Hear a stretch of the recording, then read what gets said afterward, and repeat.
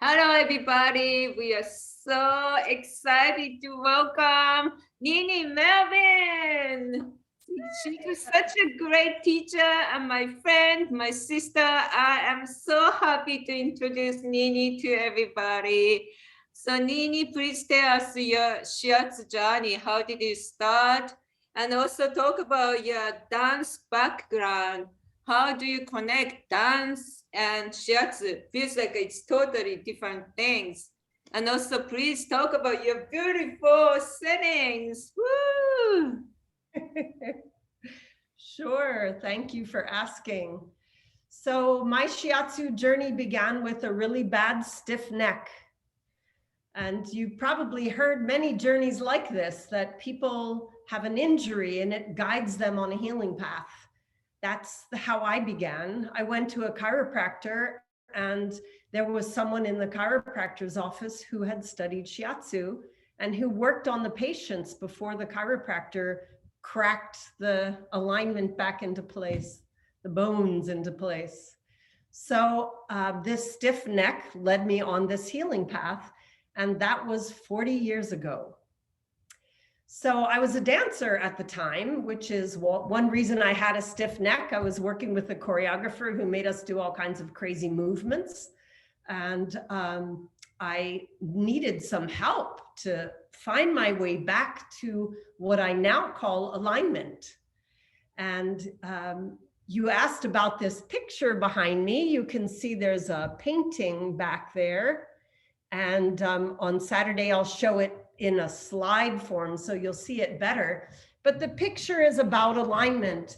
It's a winged one, someone, an energy of standing with your wings spread, with your spirit open to the sky so it can enter your heart, and with your feet rooted into the earth. And this painting taught me a lot about alignment. So I used to go to my friend's house. It was painted by Sarah Steele. I've known her since I was 6 years old. And I used to go to her house. She painted it and had it hanging in her house. And I'd run up the stairs and I'd stand in front of it. I'd open my crown and I'd root my feet. And I'd take a deep breath and I'd feel much better. And so I learned about alignment. And that's a lot what I teach about. You asked about the connection between Shiatsu and dance. Shiatsu is all about movement, and it's all about how energy moves through the body. And the way that I understand it is that we are made up of earth and sky. We're made up of spirit and form. And these energies are everywhere in all of life. So this alignment connects us with our spirit, and our spirit comes into our form. And this is a constantly moving, breathing, undulating energy. So movement is what keeps us alive. When energy stops moving, it gets stagnant. And that's when we start to congest and congeal, and we become stagnant and sick or injured. We tend to get off balance and we might fall. So these are the things, like my stiff neck, that are guiding us back to balance.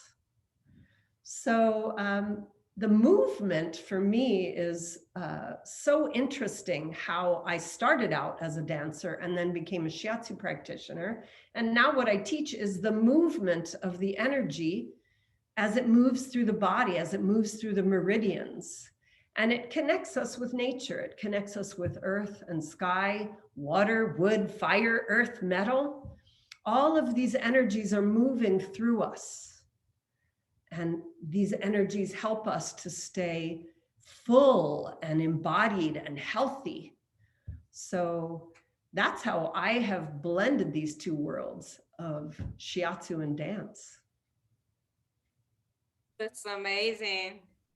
How did you start to study your Qigong?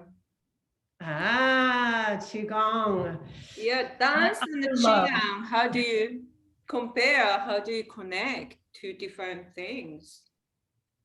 Thank you for asking. Qigong was something I found later in life. I've only been doing it for 30 years instead of 40 years.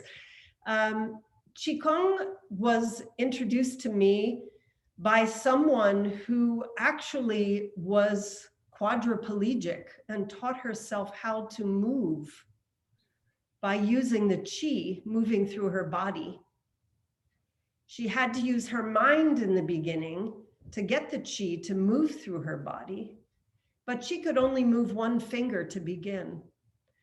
And when I saw that she could move and even run a bit and do these beautiful movements, and that she did that because qi was moving her, I was in. I signed up for a lifelong course of Qigong. It's, for me, it helps understand, it helps me and it helps all of us understand how energy is made up of matrices, of sacred geometry, of all these patterns and these orbs and luminosity, density and vastness. So in Qigong, you're always practicing these movements that help you stay connected to both your spirit, your form, your core, the periphery, the infinite, back into your core. So for me, Qigong and Shiatsu and dance really are all the same thing at this point in my life. And I want to mention one of our beloved teachers, Pauline Sasaki, who I'm still learning from because thank goodness some of her students are still teaching. I studied with her way back 30-something years ago and have been continuing to study quantum shiatsu since. And she really helped us to learn about our alignment and our sense of energy beyond the body. And then these matrices that form all of life, like cellular structures and the helix, the double helix, and all these energetic structures that are not so visible. Some people see them, but most of us look and we see a face, well, a mask most of the time, but most of a face and a body and density. We see more density. And partially what Pauline was teaching is about what isn't dense, what is more vast and energetic. So I've been working with this for a long time, not really connecting it to quantum shiatsu, about my alignment from this painting, and then feeling that there's a core in me, there's a central channel in me. Then we have the conception vessel and in the front and the governing vessel in the back. And we have this orb of light that is undulating from our center into the universe and from the universe into our center. And so I started to play with these energies and realize that density and form are not really separate, that they're the same thing. The body is vibrating more slowly than a star, for example. So we have this slower vibration, and then we have every variety and variation of vibration to the most expansive, subtle vibrations. So these are how I integrate Qigong, dance, and Shiatsu. Qigong teaches a lot about the points because you use the points as portals. Portals are points for energy. So you use Bai Hui, for example. You use Hui Yin on the bottom of the conception vessel. This is part of the governing vessel. And we use Ming Men in the back of the waist. And all these points are portals for the energy to exchange with the universe. This is so important for Shiatsu. You know, we want to make sure we don't get so small-minded that we just think about the large intestine meridian and the points along the meridian. Those are very important, but it's related to something way bigger than that. So everything that's happening inside the body is also happening in the universe. everything happening in the universe is happening inside the body. So for me, Qigong is the best way I've ever learned to integrate the inside and the outside and the inside. And on Saturday, I'm hoping to share with everyone who comes that we work a lot with the central channel, which has a lot to do with our alignment. It's this like luminosity, this beam of light that connects us to the luminosity of the earth and the luminosity of the sky, this central channel in the core of our being. And then we can work with the conception vessel and governing vessel, and we create like an orbit of energy moving around the body in all directions. And this is very protective if you think about how the earth has an ozone layer. This is like our personal ozone layer. And we want to be sure that we have an awareness about the health and well-being, the permeability or impermeability of our membrane that is this orb of light around the body. So we're going to integrate the central channel, the conception vessel and governing vessel, which we also work with a bit in Shiatsu. But Qigong really focuses a lot on beyond the body. And I think for Shiatsu people, that's so valuable. When my client comes in to see me for Shiatsu, I want to understand, how are they connected to the earth and the sky? How is their heart spacious enough for all that light of their spirit to live inside their form and to share from their form into the world and from the world back into their form? So these energies are so important in Shiatsu, not just the Kyo and the Jitsu, which is important, but how is this being embodying life, embodying the earth and the sky, the vastness and the density? I'll also be sharing some of the images that I've gathered, that I've photographed from the natural world. And I've incorporated into a deck of cards that show you all the elements and all the basic ingredients of the universe that we take into our bodies. And these cards have images. Let's pick one for this very moment. Again, I feel for what gives my hand a bit of a charge. And right now it's this one. And so this card is the image of reflection of the water element. So this is telling me to look within. How am I balancing the fluidity and the ease, the flowing and the pooling of my own water? So these cards are all nature images and give you messages from the natural world. And I've incorporated the images as well into a book called HUMANATURE. Unfortunately, this is the only copy at the moment, but there will be more coming as soon as it's fully edited. And again, it has pictures of the natural world that show you basically that you're made up of the same ingredients as the earth and sky. So here's calligraphy by Lorelei Chang that says one. So calligraphy is integrated. Here is an image that says, you are everything and everything is you. As above, so below and within. And then the image that I shared with you before of alignment is in the book. The book also includes conception vessel and governing vessel. This is the central channel image, what I was just speaking about, conception vessel, governing vessel, and central channel. And it also has lots of charts about the hara and the back and how the elements live inside the body and express themselves through the diagnostic areas and points. The book includes first and last points of every meridian, and it shows us how to touch these points to integrate yin and yang. I'm going to share this bladder meridian picture with you because I was asked, how did you come up with all these images? And this was the first one I ever had. I imagined that my bladder meridian was like me standing in a waterfall, and the water was going down my back body, and I could feel it traveling all the way down.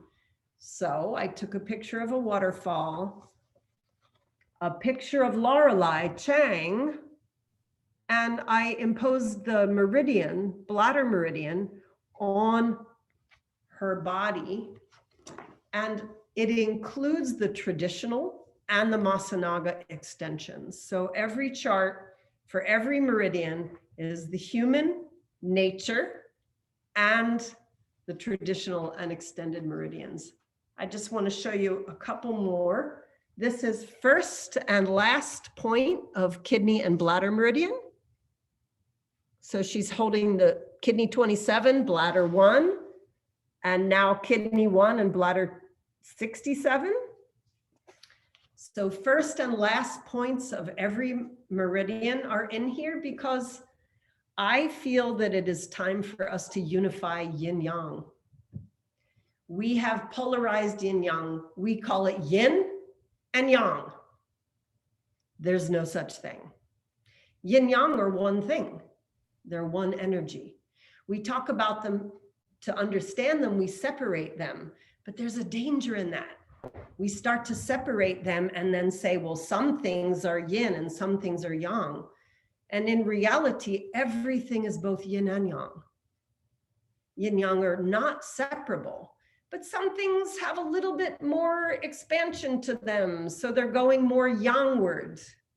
That's what I call it, yangward. Some things are going more inward or yinward.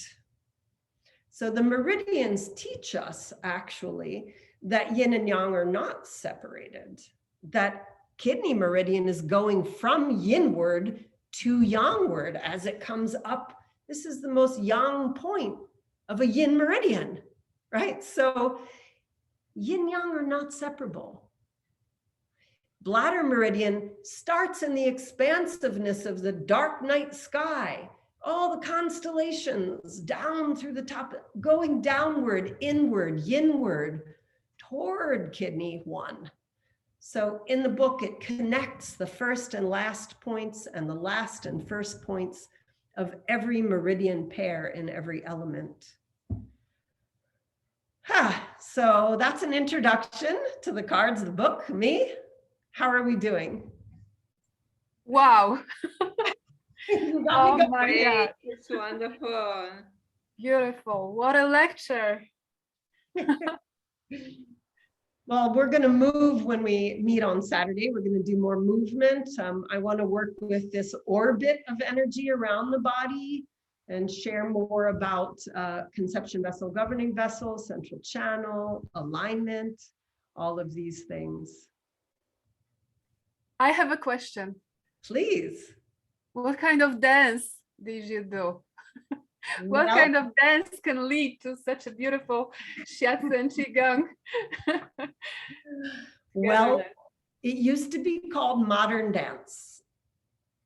When ballet became something that people decided to make a revolution away from, we went from ballet or classical to modern.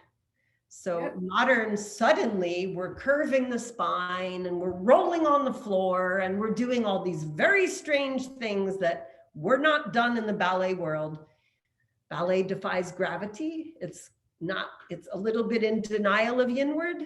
Modern dance says, oh, we're going yinward, and rolls around and all that. Now I did modern dance for 7 years, so that's... Oh, you did? Yes. There are many styles. And we performed in Japan twice. And wow. The dance was inspired by Japanese no. Ah, beautiful. So, yes, and Pina Bausch. Oh. So modern dance went toward contemporary. It's called contemporary now, which is why I was kind of teasing about how it used to be called modern. It's now called contemporary. And it's changed a lot. Now what I used to do is called classical modern. Not classical ballet, but classical modern. Yeah. Even Pina Bausch was already toward performance art, Meredith Monk, all these modern dance. And just because Lorelei Chang is the calligrapher and model of the book, I want to tell you that in China, she was a dancer as a young child, and she was in the first modern dance classes ever in China. Wow. And her sister performed and choreographed modern dance in Beijing, the first time modern dance was ever performed by Chinese people. So she's an amazing model in my book. She's an amazing calligrapher and a dear, dear friend. And she is the quintessential modern dancer. She's me at a way younger age. Thank you for asking. Yeah. Thank you for sharing. That's such a beautiful lecture, and you are an inspiration for dancers. We should show your lecture to dancers. I would like that. I actually would like to create something called Meridian Ballet. Wow. Not classical ballet, because I'm not going to put any tension in it. I'm too old for that. And there's not a need for that, even in ballet. I have a teacher of ballet who's just very fluid and easily, but just easily moving through space. When you do all these movements in ballet, wouldn't it be so interesting to be learning about the meridians? That here's triple heater, here's heart protector, here's heart, right? Instead of just moving your arms around every day, all day, you could be expressing the fire, expressing the meridians.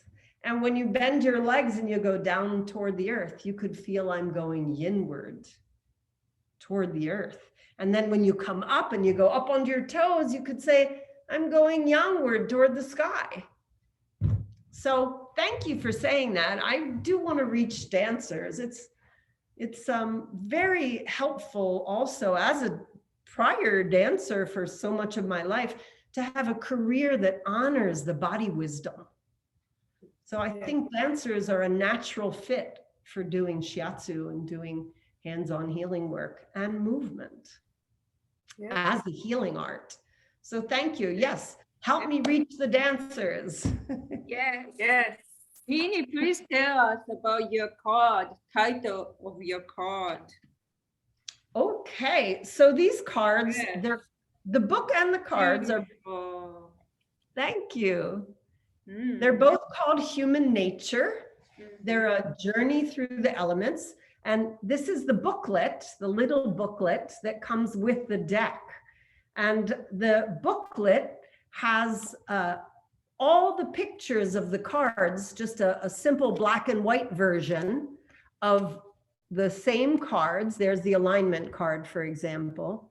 And then it has messages. So when you pick this card, you open the book and you read the message. I'll read you alignment, central channel.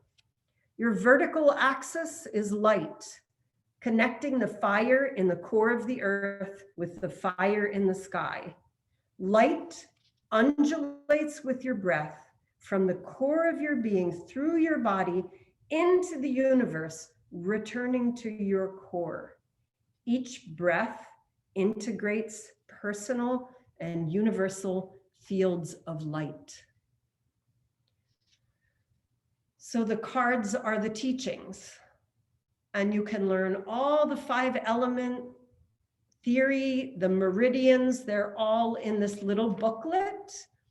And the cards are all pictures that help you to resonate the physical body with the emotional body, with the spirit, with the natural world.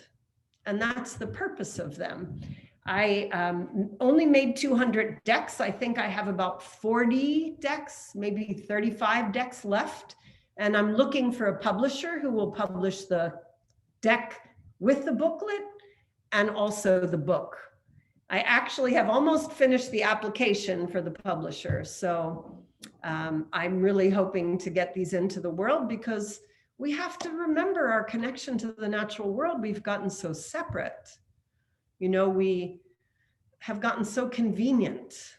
Like, what do we do when we need to get warm? We turn the heat up. We actually want to cultivate the fire to turn the heat up, right? We want to find the natural version of that, so we don't get so disconnected and separate from nature, and then just use nature like it owes us something, or, you know, we're in trouble unless we reconnect. We have to find that reverence again, that respect for the natural world, and that connection, that interconnection, not only with nature, but with each other, because we're all made of the same ingredients. We're all spirit and form. We're all water, wood, fire, earth, metal. And yet, look at us, we're different recipes. We all look different, but we're all made of the same stuff. How can I hold anything against you because you're different than me if we're all made of the same ingredients? We don't need to discriminate. We need to be curious. And we need to be amazed that every being is a different recipe of the same basic ingredients. And I believe that we are evolving as a part of nature, and because we know the techniques to how to assimilate, how to take what's the best from both worlds, how to connect. We just need to share with others, but it is the only way and the only way to move forward for the whole world, for everyone. So that's right. I mean, yeah. Indigenous people knew what it took to survive, and it's still the same thing. In order to survive, we still need the same thing. We need love and compassion. We need connection, heart connection. Not just internet connection, you know. That helps. Where can I buy your decks? The last 35 are in my possession. If you want to send me your address, I can send you the information, and you can PayPal me, and I can put one in the mail. Okay, great. So Nini Melvin. What's the email? gmail.com. Nini Melvin at gmail.com. That's right. That's my email address. And you tell me you want a deck, I'll send it to you. And if I run out and I don't have a publisher yet, I'll make some more. Okay. Okay. I'd be delighted for you to have a deck. Okay. Yeah. Wonderful. Thank you, Nini. Looking forward to seeing you. Thank you. Great to see you too. Shiatsu sisters. Shiatsu for all. Mm-hmm. Looking forward to seeing you on Saturday. Yes, thank you. Thank you. Everybody. Hello, welcome. I'm Nini Melvin. I am a Shiatsu practitioner and a 5-element dancer, Qigong practitioner. I teach the meridians through movement, and the meridians are an expression of the 5 elements of the natural world. I'm really looking forward to sharing this way of sensing, living, wellness, and self-care with everyone. So please join us on Saturday to have an experience of your body as a vessel for nature, for the whole universe to be moving through you. We'll work with the central channel, which is a beam of light that moves through you, your alignment with earth and sky. We're going to work on the field of energy around your body. We'll be doing some Qigong, and I hope you'll join us. Thank you.